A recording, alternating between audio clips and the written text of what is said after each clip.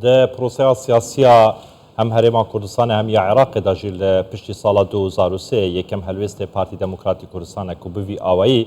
هم خوفکشیان یان بجن بجداری نکرند هلبجاتنه کا سرکیا پارلمان کردستان هم جی وجداریه کا تون جبو د سالادارن بغدای دبیجه اگر دستور و کخونه جیبجه کرن قوت یان بجن شایستین دارین هرما کردستان نه انشاندن و که خباره ما کردستان و رکفنامه سیاسی اداره دوله نه جیبجه کرن پارتی ده خوش حکومت محمد شیع السودانی وکشینیتن درباره وی که کو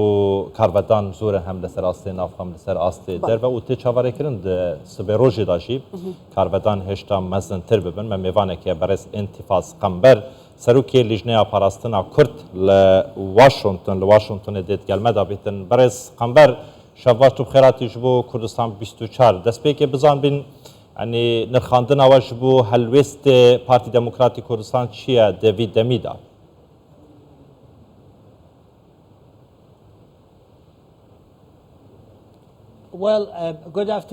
ئەو کاتتان باش من پێشوازی لەو ڕاگەندراوەی مەکتەبی سیاسی پارتی دموکراتی کوردستان دەکەم من پێم وابێ خەڵکی کوردستان گەلی کوردستان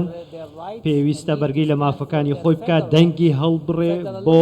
مافە فێدراڵیەکانی فێدرالیزم لە عێراق لە دۆخێکی زۆر خراپدایە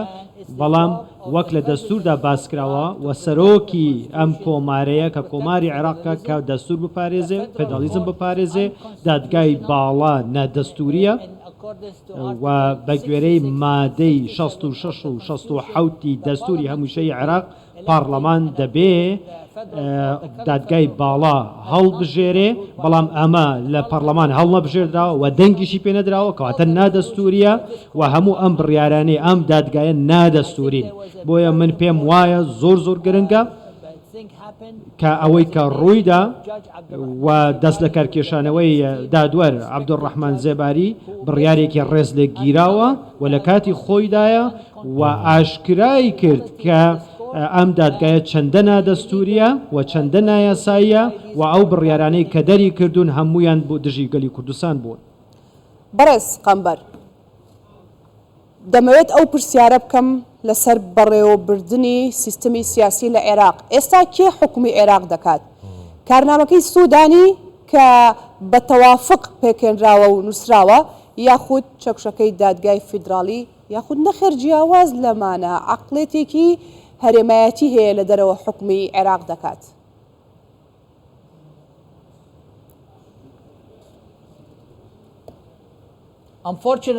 بەداخەوە دادگای فێدراڵی ئەرکی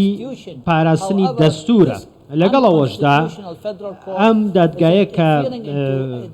نادەستوریە و بۆتە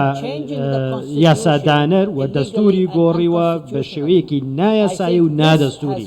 بۆیە من پێم وایە ئەمە کێشەکەی ئاڵۆزتر کردووە چونکە ئەم دادگا فێدراڵیە کارەکە بۆ دڵخۆشکردنی ئێران و بۆتە دژمنی عێراقیەکان و نایڵە دەستور جێبەجێ بکرێت تاکە ڕێگەیەک بۆ پاراستنی دەستور دەبێ بەڕێز عەبدولەتیف سەرۆکۆماری عێراق دەستور بپارێزێ و زۆر ڕوونە ئەرکیشی زۆر ڕوونە و بەرپرسیارەتی لە مادەی 66 و 61 و 67 دا دەڵێ دەبێ سەرۆکۆمار دەستور بپارێزێ بەڵام ئەوەی کە ئێستا بەداخەوە ڕووەدا هەموو ئەم دادگایە بە تەواوی بە سیاسی کراوە و دەیەوێت نەیارە سیاسەکانی ئامانج بکاتە ئامانج بە تایبەتی گەلی کورد و برسیکردنی گەلی کوردستان و بڕینی موچە و بوجەیان جارێکی دیکە پێشێلی دەستورە و دەبێت خەڵکی بزانن کە بە گوێرەی دەستوری هەمیشەی عێراق هەرێمی کوردستان مافی ئەوەی هەیە کە نەوت دەربێنێ و بینێرێتە دەرەوە و ئەم بوجەوێ و داهاتەشی بۆ گەلی کوردستان خەرج بکە لەوەی کە لە 12.67 لە بوجێ گشتی عێراق کە هەیەی ئەمە لە دەستورە زۆر بە جوانی نووسراوە و مافی داوەتە هەرێمی کوردستان وەکو وڵاتێکی فێدراڵ بۆی کە سەرچاوە سروشتەکانی خۆی وەکو گاز و نەوت بۆ هەرێمی کوردستان بەکار بهێنێ و هەرێمی کوردستان هەموو ئەم مافی پاراستنی ئەم داهاتی باشە دکتۆر کەواتە بە هەلوێست پارتی دموکراتی کوردستان کو هەلوێستێکی زەڵالە لە هەمبەر دەسەڵاتدارên عێراقê يعني اف هلوستا دشيتن دسهلادارن بغدايين عراقي راچلكينيتن ايدي جفرشوندا بيوستا مافن دستوريين هرما كردستان جيبه جيبكن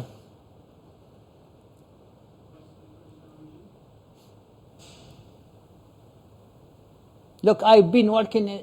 the Iraqi government from من 2003 ل to 2003 تا 2015 لە حکوومەتی عێراق کارم کردووە هەموو حکوومەتە یەک لە دوا دەکان لەو کاتەوە تا ئێستا بە هاوکاری و پشتیوانی سەرۆک بارزانی پێکێنراون بە دیاریکراوی بە پاڵپشتی پارتی پێکێنراون و دوای ئەو چەقبەستوێ کە لە عێراق دروست بوو کێشەکەت لە هەولێر چارەسەر کرا هەمومانەوەمان لەبیرە بۆ یەکشانەوەی پارتی دیموکراتی کوردستان لە پرۆسەی سیاسی عێراق سیستەمی سیاسی لە عێراق شەلەل دەکا و کۆتایی بە عێراق دەهێنێ وەکو دەوڵەت بۆیە ئەمە دەبێتە دوا بزمار لە تابوتی یاسایی عێراق و لە حکوومەتی عێراق لە فێدراڵیەت لە عێراق بۆیە من پێم وایە دەبێت حکوومەتی عێراق دووجار بیر بکاتەوە و داوا لە سەرۆک وەزیران محەممەد شیع سوودانی دەکەم بۆ ئەوەی کە بڕیار و کردارێکی دەست بەجێ بگرێتە بەر دەستور جێبەجێ بکە پابەندی دەستور بێ و ئەوەی کە لە دەستوردا هاتووە بودجەی مافی خەڵکی کوردستان بدات و ئەو شتانەی کە ئەو بڕیارانەی کە دادگای نادەسووری دەری کردوون پێچەوانیان بکاتەوە ئەگەر نا عێراق دەکەوێ و کۆتایی عێراقە بەڕێز قەمبەر باس لەوە دەکرێت لە کۆتایی قسەکانی خۆتەوە دەست پێەکەم ئەگەر بێت و عێراق بەم عەقڵێتە سیاسی کە ئێستا پەیڕەوی دەکات عێراق ناتوانێت بەردەوام بێ و دەکەوێت کەوتنی عێراق مانای چییە؟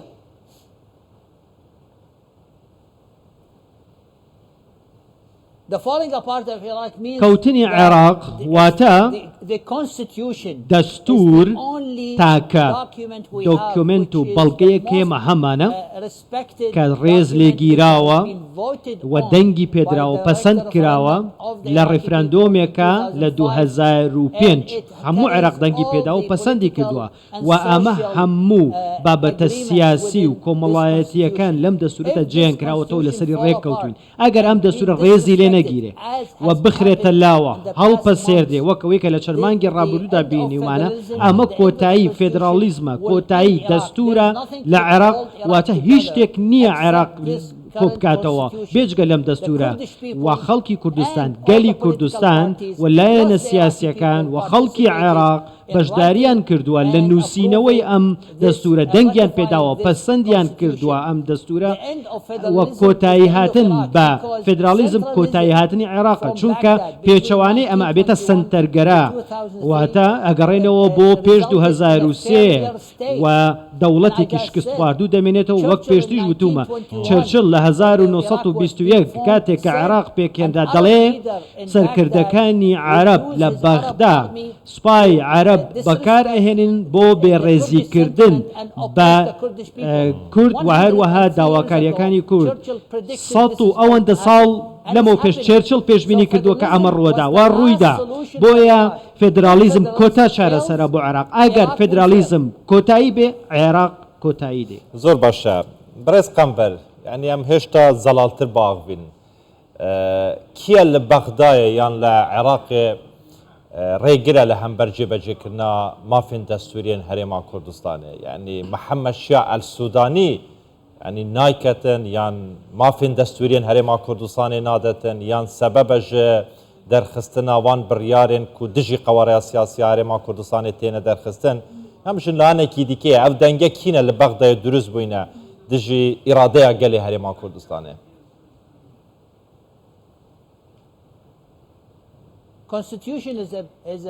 دەستور دۆکیومنتێکە بەڵگەیەکە ناکرێ ڕێزی لێ نەگیرێ دەبێ خەڵکی پیادەی بکە جێبەجێ بکە پابند بێت کێ لایەنە سیاسیەکان ئەوانەیە کە لە حکوومەتدان ئەگەر ئەم لایەنانە بڕیاریاندا ڕێز لە دەستور ناگرن کە ئێستا ئەوە دەکەن وەک وتم دەستور ئەکەوێ عێراقیش دەکەوێ ئەمە بەرپرسیارەتی سەرۆک وەزیرانە بە ژمارەیەک و بەرپرسیارەتی تەواوی بەڕێز عەبدولەتیفە کە سەرۆکۆماری عێراقە دەبێت دەسەڵاتەکانی خۆی بە گوێرەی مادەی 66 67 دەستور بەکاری بهێنێ و دەستور بپارێزێ و لە ڕاستیدا ئەگەر ئەم وەکو سەرۆکۆماری عێراق دەستور نەپارێزێ دادگای فێدراڵی و پەرلەمان مافیان هەیە لایدەن و لە ئەرکەکەی لایدەن چونکە بۆیە من داوا دەکەم لە سەرۆک عەبدولەتیف کە دۆستمە و زۆر دژی سەدام حوسێن کاری کردو بۆی کە ئەم دەستورە بنووسرێتەوە تکایە خۆی کووردە چۆن دەبێت دژی مافی نەتەوەکەت قسە نەکەی کە دەستور لە پێش چاوی شکستی هێناوە وەلا خراوە هەڵپە سێردراوە ئەگەر بەرگری لێ ناکە ئیتر چیتر سەرۆکۆمارێک نییە و عێراق بەرەو دابەشبوون دەچێ عێراق بەرەو کۆتایی دەچێ و عێراق هەر شارۆچکەیەک دەبێتە شوێنی میلیشیاکان کە دژی ئەوانی دیکە هەڵدەستنەوە واتە لە سۆماڵ خراپتری لێ دێت. بەڕێز ئینتیفاز قەمبەر سەرۆکی لیژنەی پاراستنی کورد لە واشنگتن سوپاس بۆی کە بەشدار بووی لەگەڵمان. سپاس.